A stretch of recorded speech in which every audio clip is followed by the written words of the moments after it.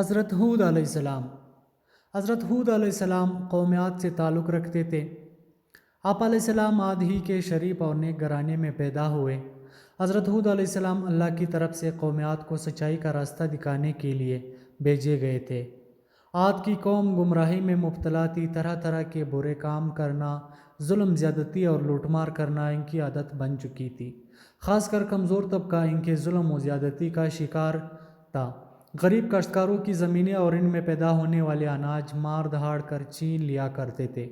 انہیں فصل اگانے کی بھی مہلت نہیں دیتے تھے، اسی لیے کمزور طبقہ بھوک و افلاس میں اپنے دن گزارتا تھا۔ قوم عاد کا پیشہ کاشتکاری تھا، وہ زراعت کے طریقوں سے بھی اچھی طرح واقف تھے۔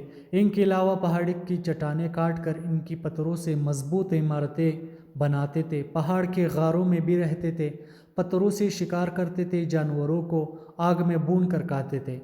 عاد کے لوگ عیش و عشرت کی زندگی بسر کرتے تھے، لیکن غریب اور محتاجوں کا خیال نہیں رکھتے تھے۔ بھوکوں کو کھانا نہیں کھلاتے، بلکہ ان کے پاس جو کچھ بھی کھانے کے لیے ہوتا چھین لیتے تھے۔ جو لوگ اللہ کو بھول کر پتھروں کو پوجتے ہیں، ان کے دل رحم سے خالی ہوتے ہیں۔ عاد کی قوم بھی مورتیوں کو پوجتے تھے۔ عاد کی قوم لوگ ان کے سجدہ کرتے تھے، ان سے مرادیں مانگتے تھے۔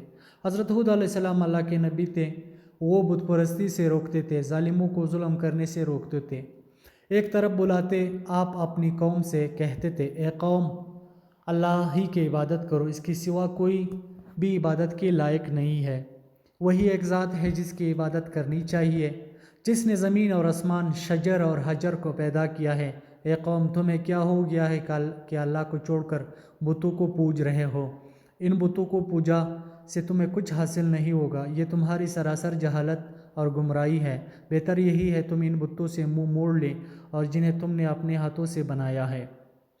حضرت ہود علیہ السلام نے اپنی قوم کو نصیحت کرتے ہوئے کہا، اللہ تعالیٰ نے تمہیں اور ساری کائنات کو پیدا کیا ہے، زمین میں رزق کا سامان پیدا کیا، تم کھیتی باڑی کرتے ہو، زمین سے زیادہ اناج حاصل کرتے ہیں، اور اس کے باوجود تم دوسروں کو اناج چھینتے ہو، بلکہ تمہیں تو چاہیے تھا کہ اپنے اناج میں سے محتاجوں اور غریبوں کا حصہ نکال لیتے، بھوکوں کو کھانا کھلاتے تاکہ وہ بھی تمہاری طرح زندہ رہ سکے، لیکن تم ایسا نہیں کرتے۔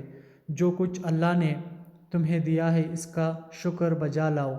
اس کا طریقہ یہ ہے کہ جن کے پاس اناج نہیں ہے تم انہیں کھانے پینے کا سامان دو۔ اگر تم ایسا نہیں کرتے، یہ تمہاری بدبختی کی علامت ہے۔ حضرت ہود علیہ السلام کی نصیحتیں سن کر لوگ جواب دیتے تھے، ہم سے کیا چاہتے ہو؟ جو کچھ کرتے ہو ہماری اپنی مرضی ہے، ہم اپنی محنت سے اناج پیدا کرتے ہیں، ہم کسی کو بھوکے کیوں کھلائیں؟ ہمارے پاس جتنا اناج ہوگا ہم طاقتور کہلائیں گے، ہم وہی کرتے ہیں جو ہمارے باپ دادا کیا کرتے تھے۔ حضرت ہود علیہ السلام کہتے تھے کہ مجھے اللہ نے نبی بنا کر بھیجا ہے تاکہ تم کو اچھی باتیں بتاؤں اور بری باتوں سے آگاہ کروں اور برے کاموں کو روکوں۔ اگر تم صحیح اور سیدھا راستہ پر نہیں چلو گے تو اللہ کے عذاب سے نہیں بچ سکتے۔ حضرت ہود علیہ السلام بار بار اپنی قوم کو نصیحت کرتے رہے۔ ایک مرتبہ پھر آپ نے انہی باتوں کا دہرایا، اے قوم، میری بات مان لو، میں تمہاری بھلا چاہتا ہوں، جو کچھ میں کہتا ہوں اس میں تمہاری بھلائی ہے۔ حضرت ہود علیہ السلام نرمی سے سمجھاتے کہ کسی کمزور پر ظلم نہ کرو، کسی کا رزق نہ کھاؤ۔ انہیں پیار سے سمجھاتے کہ اے قوم، میں تمہاری بھائی ہوں اور دوست ہوں، میں تم سے کچھ نہیں مانگتا، جو کچھ کرتا ہوں اس کا صلہ مجھے اللہ دے گا۔ قوم کا شبہ دور کرتے ہوئے کہتے، اے قوم، کیا تم یہ سمجھ رہے ہو کہ مجھ پر ایمان لاؤ گے تمہاری کھیتی باڑی برباد ہو جائے گی اور تمہاری عیش و عشرت میں خلل پڑے گا؟ ایسا کبھی نہ سوچو۔ اگر بتوں کو پوجا چھوڑ دو اور مجھ پر ایمان لاؤ تو اللہ تعالیٰ تمہارے مال اور اولاد میں برکت دے گا، تمہیں قوت عطا کرے گا۔ آپ علیہ السلام نے اگلے زمانے کی باتیں یاد دلاتے ہوئے کہا کہ اے قوم، کیا اللہ نے گمراہوں کو ہدایت دینے کے لیے حضرت نوح علیہ السلام کو نبی بنا کر نہیں بھیجا تھا؟ اس قوم نے اللہ کی باتوں کا انکار کیا تھا، تو کس طرح اللہ کے عذاب نے انہیں پکڑ لیا؟ میرے نبی ہونے کا کیوں انکار کرتے ہو؟ آپ علیہ السلام نے بتوں کے بارے میں فرمایا، یہ بت جسے تم اپنا معبود سمجھتے ہو، یہ نہ کسی کے ساتھ بھلائی کر سکتے، نہ یہ تمہیں نقصان پہنچا سکتے، بلکہ تم خود اپنا نقصان کر رہے ہو۔ آپ علیہ السلام نے انہیں آگاہ کرتے ہوئے کہا، اے قوم، تمہارے جھوٹے معبودوں پر نہ لاؤ ایمان، اس سے ڈرو میرا بھروسہ اللہ پر ہے جو تمہارا اور ہمارا پروردگار ہے۔ قوم عاد کے لوگ برابر نصیحتیں سننے لیکن کوئی توجہ نہیں دیتے، ایک کان سے سنتے دوسرے کان سے اڑا دیتے۔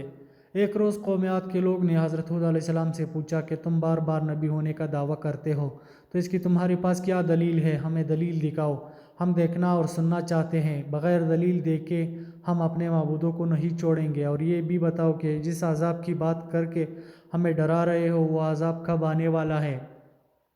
حضرت ہود علیہ السلام نے جواب دیا کہ تم مجھ سے سوال کرتے ہو کہ عذاب کب آنے والا ہے، یہ تو اللہ ہی بہتر جانتا ہے۔ میں تو صرف اللہ کا پیغام پہنچانے والا ہوں اور آنے والے عذاب سے خبردار کرنے والا ہوں۔ ان تمام کوششوں کے باوجود گمراہ قوم براہ راست پر نہ آئی۔ اللہ کے غضب نے جوش مارا اور عذاب کے آثار پیدا ہونے لگے۔ بارش نہیں ہوئی، پانی کی بہت قلت پڑ گئی، خشکی سے زمین چیخنے لگی، کنویں سوکھنے لگے، کھیتوں میں آبپاشی کے لیے بھی پانی نہیں تھا، درختوں پودوں کی ہریالی ماند پڑنے لگی، پھول مر جانے لگے۔ قوم عاد پانی کے لیے ترس رہی تھی، پانی کا ایک قطرہ بھی میسر نہیں تھا۔ حضرت ہود علیہ السلام نے اپنی قوم سے کہا، اے میری قوم، اپنے رب سے گناہ بخشاؤ اور پھر رجوع کرو تاکہ اللہ نافرمان لوگوں نے کہا کہ ہم اپنے گناہ نہیں بخشوائیں گے اور تمہیں رسول بھی نہیں مانیں گے۔ لوگ بارش کے لیے ہر وقت آسمان کی طرف دیکھتے رہے، شاید کہیں سے بادل آ جائے اور بارش برسائے۔ ایک روز ایسا ہی ہوا، بادل کا ایک ٹکڑا نظر آ گیا، لوگ دیکھ کر خوش ہونے لگے کہ اب بارش ہوگی۔ حضرت ہود علیہ السلام نے فرمایا، جو تم دیکھ رہے ہو یہ برسنے والے بادل نہیں ہے، یہ بادل نہیں بلکہ عذاب کی علامت ہے، جس عذاب کی خبر میں دیتا ہوں اس وقت آ پہنچا ہے۔ جو کچھ مجھے کہنا تھا وہ کہہ چکا۔ جو لوگ حضرت ہود علیہ السلام پر ایمان لا چکے تھے ان کے بارے میں حضرت ہود علیہ السلام سے اللہ نے فرمایا کہ جو لوگ ایمان لے آئے ہیں ان کو اپنے ساتھ لے کر کسی محفوظ مقام کی طرف چلے جاؤ۔